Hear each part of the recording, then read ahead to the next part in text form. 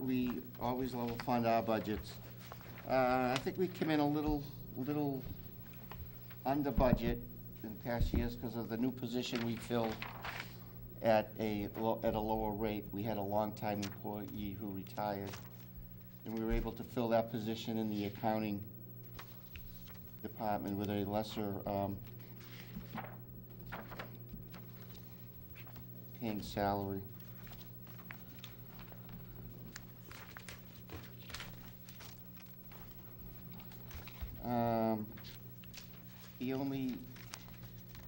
We only had one salary that was contractually obligated to be increased, which we did. There's a step increase? A step increase. There was a small increase in the finance director's office for the assistant, but that reduction was handled in the accounting part of the budget.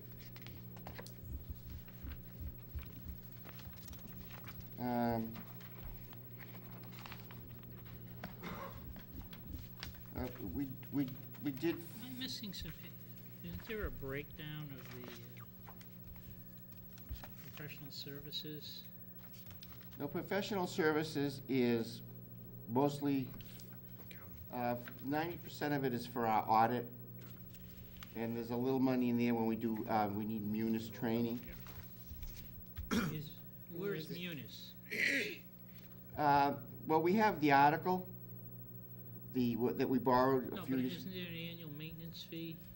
That's in Gene's. Gene will talk about that. Okay, That has to all go right, into fine, Gene's. okay. I didn't realize it was put over there, fine. Well, I was kind of going on that line, but except for, I thought there were more modules you had to acquire He over the said that's next. gonna be an article. That we hope to, Do the, not to get ahead of it, we hope to, when we do capital, we'd like to go to the next module. I mean, we were able to implement cash receipts in November.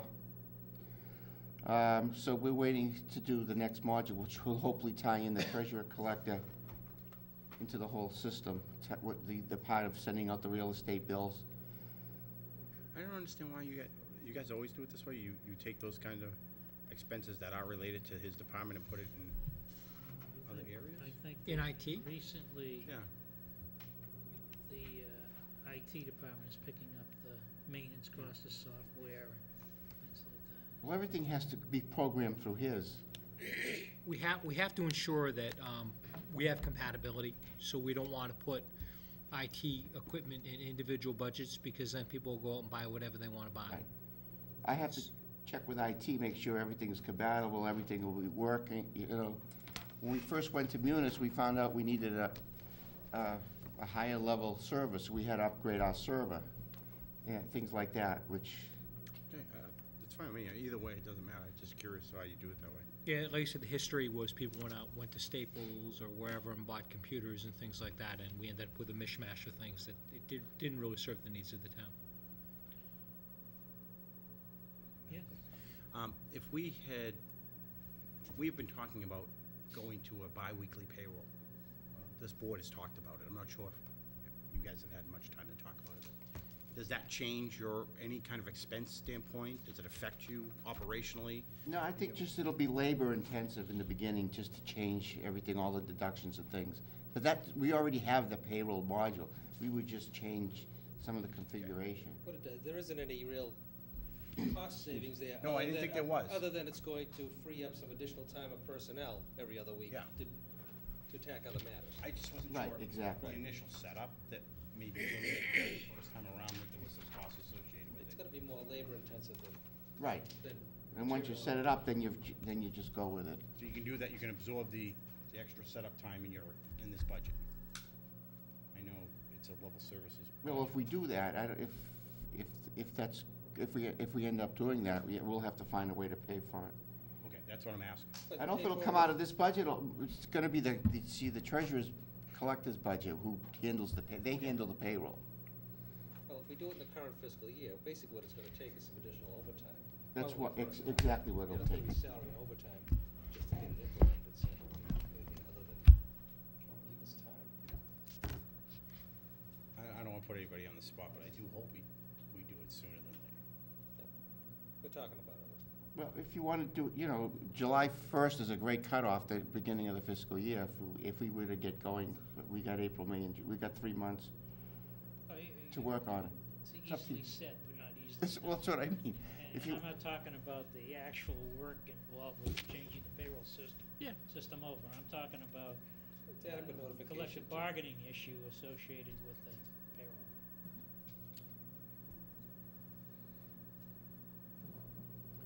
but, Makes sense. we hope to ask for that additional module when we put together our capital budget. What does it do, the module, the new one? Is it do? Well, we have the bills. Yeah. The collector's office is not on Munis yet. Oh, okay, I didn't know that. Okay. You know, and we've been going at a good pace. We'd like it to be faster or quicker, yeah, but we've got to, people absorb what they're doing now before, move on can only move as fast as they're picking up what we're doing now. Plus, if we go back to the beginning of Munis, right? Mhm. There was kind of a budget allocation. The Yeah. salesman said, okay, yeah, we can provide it within that budget, but, there was a little bit of Little bait and information switch. left off. Like, well, you need No, this not- a salesman module, would this never do module, and that. this module to get everything complete, so. Mhm. And in hindsight, perhaps, it's working out okay the way it is, because it takes a fair amount of time for everybody to get acclimated to each of the particular functions of Right. the software. It was a major change to Um, what they were doing. Like, for instance, tomorrow we're having a webinar, I believe they're called, to get, to kick off Crystal Reports. That's something we've been really wanting to utilize. Piece of- That's a big piece. So tomorrow we're having, Gina's been working most of this month just to set it up so we can connect with them live tomorrow.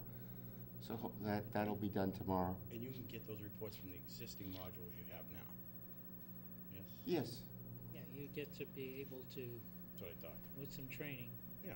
write the kind of reports. But that you have, the key to this is you have to know what report you want. You just can't say, I want a Crystal report. Like, I want a Crystal report that's gonna help me do estimated receipts. I want a Crystal report It's that's, not even I guess I don't even look at it as a crystal report. I look at it as crystal reporting as a mechanism for a layman, a trained layman, to Right.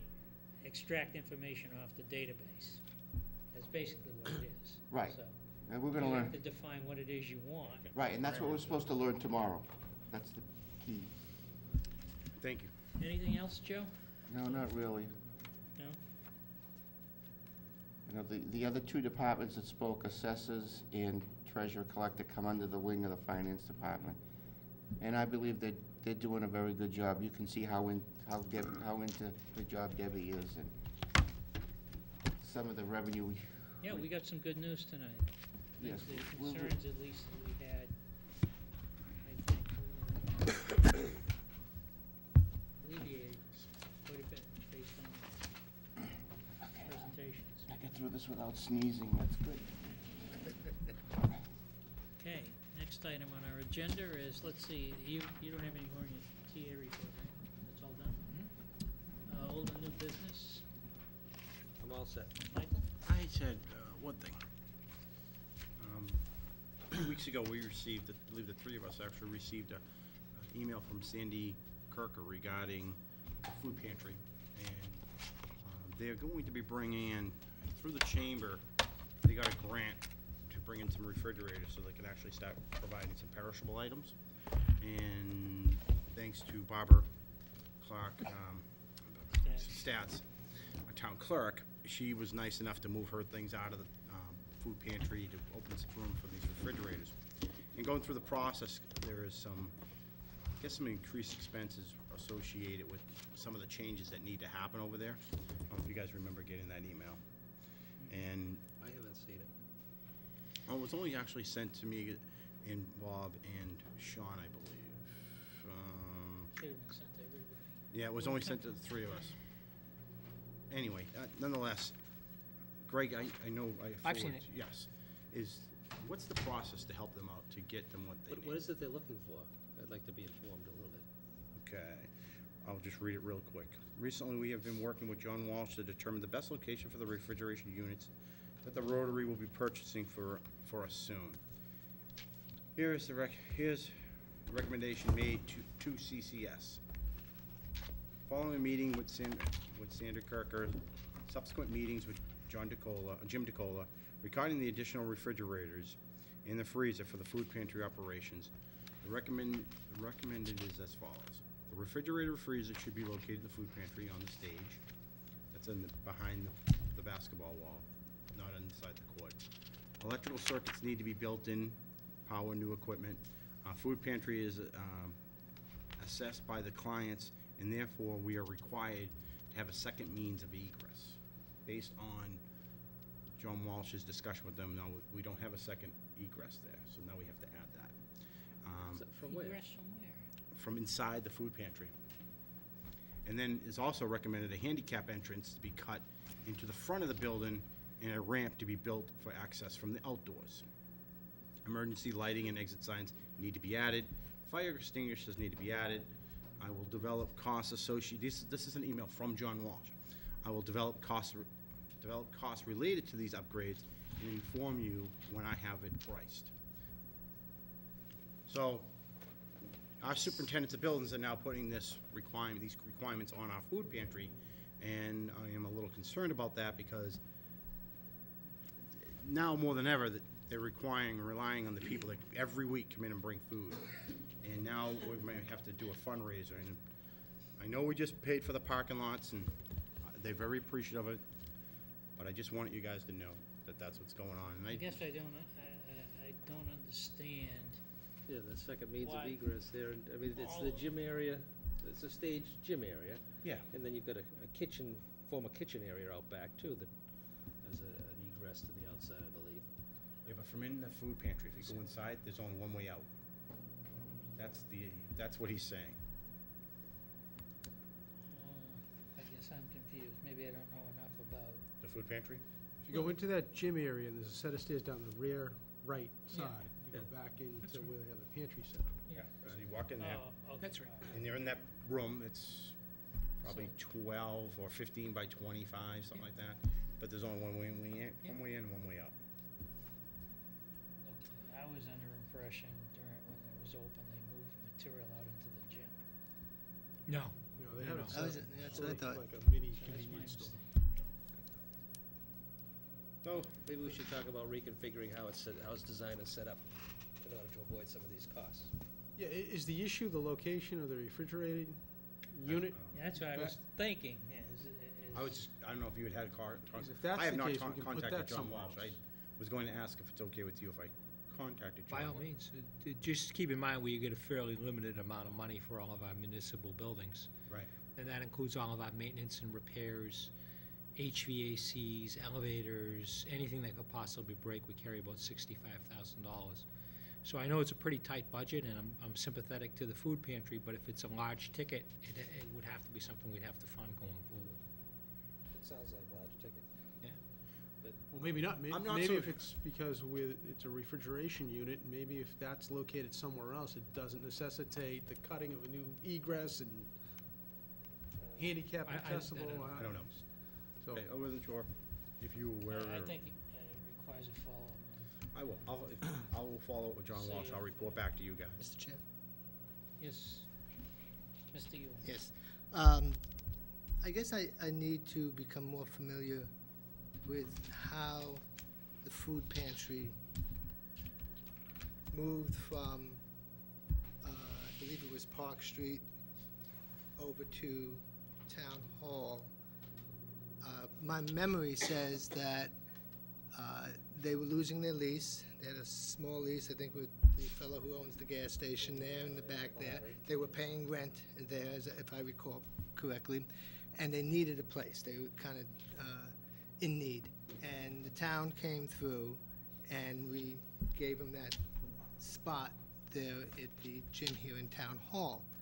And I think the idea was that wasn't gonna cost us anything, it's just a spot that they can use, and they can continue on.